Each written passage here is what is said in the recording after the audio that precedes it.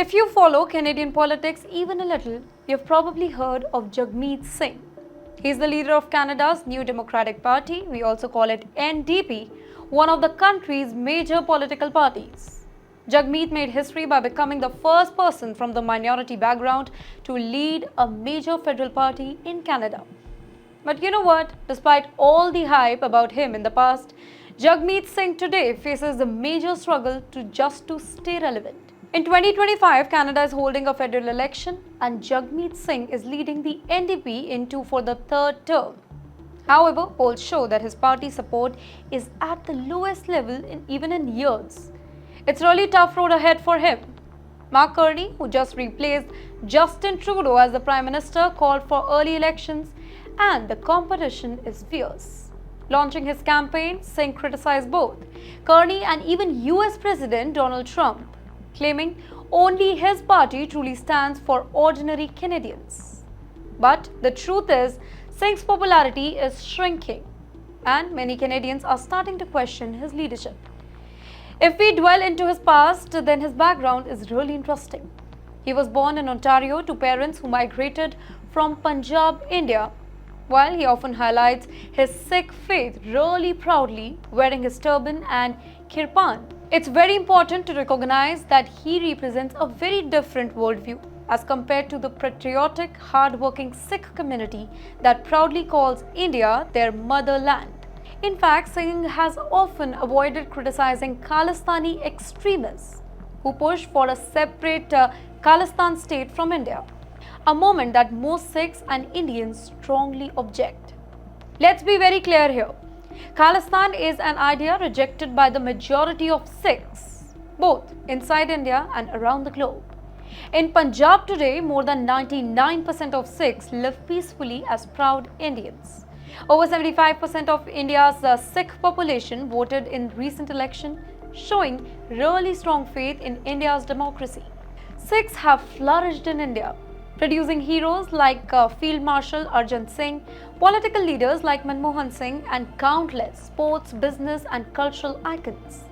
Yet, leaders like Jagmeet Singh have sometimes appeared sympathetic to these kind of elements in Canada who glorify Khalistan, a dangerous ideology that has only led to violence, terrorism, and division.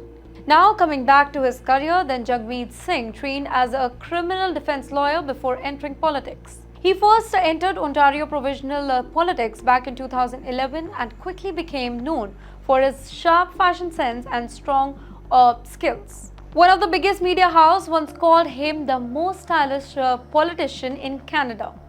His appeal, specifically on platforms like TikTok, helped him connect with younger audience. However, style can only take you so far. In substance, many Canadians have found Singh lacking when it comes to delivering real solutions to national problems like housing, healthcare, and economic stability. One of his major political moves came in 2022 when his NDP agreed to support Trudeau's minority Liberal government in the parliament.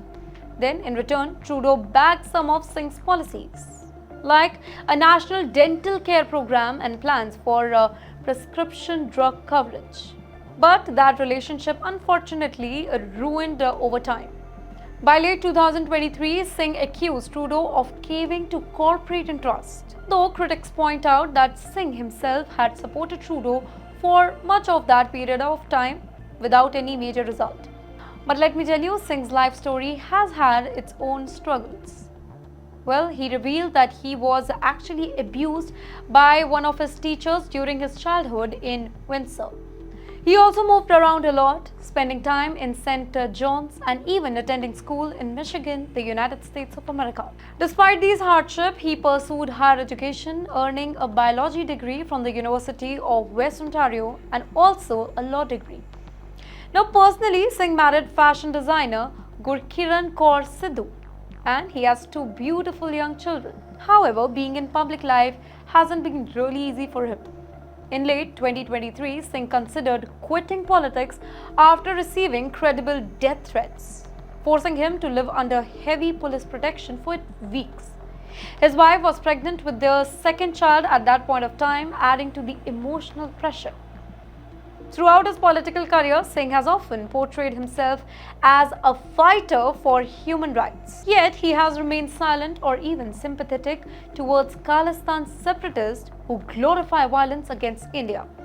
You know what? This selective approach to human rights, like supporting extremist cause while ignoring the rights of innocent Indian citizens affected by Khalistan terrorists, exposes the double standards in his politics.